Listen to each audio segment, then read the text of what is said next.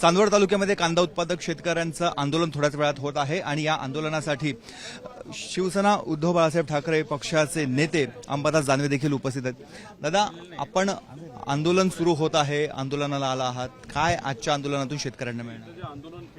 हे पहा, कांदा उत्पादक शेतकऱ्यांची अतिशय दयनीय अवस्था आहे। सरकार घोषणा करते, कांदा खरेदी कुठे आहे?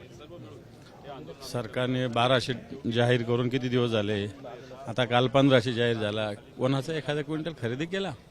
सरकार शेतकऱ्यांची दिशाभूल करते। सरकार फक्त प्रसिद्धीपुरतं भाव जाहीर करते, खरेदींची कोणतंच एसओपी नाही, कोणी खरेदी अजून केलेली नाही, कोणी दिलेला पण नाही।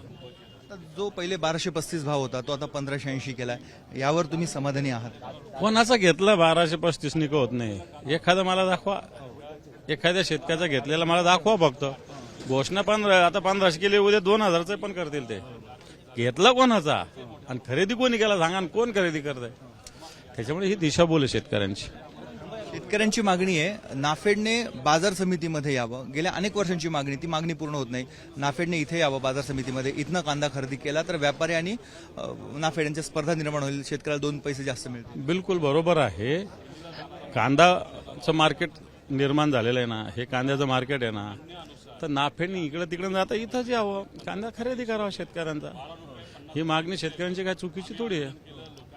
कारण एकीकडं इथं कांदा रुपयाने घेतला जात नाही, मुंबईला 25 रुपयाने विकला जातो। तर ही नेमकी स्थिती काय आहे हे पण बघितलं पाहिजे ना।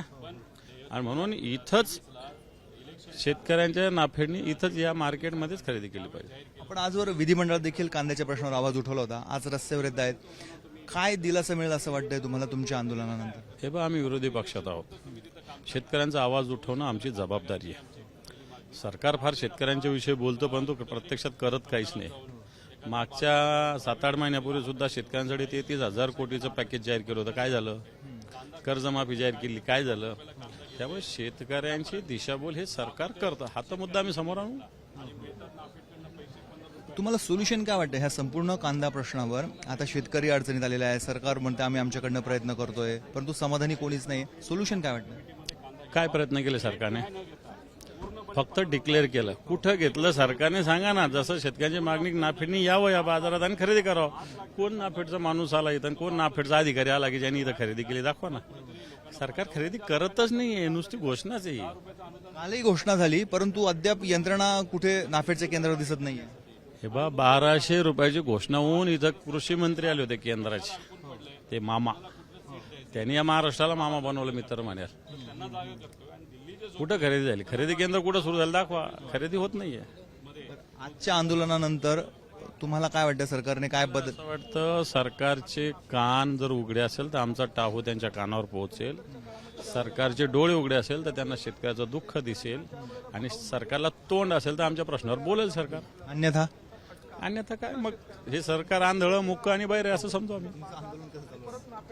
बघा ना तुम्ही आता। हे आहेत अंबादास दानवे, त्यांचं म्हणणं आहे की सरकारने केवळ नाशिक जिल्ह्यातीलच नाही तर राज्यातील सर्व शेतकऱ्यांसाठी प्रयत्न करणं गरजेचं आहे। कॅमेरामन मंगेश सोनवणेसह मुकुल कुलकर्णी, एबीपी माझा, चांदवड।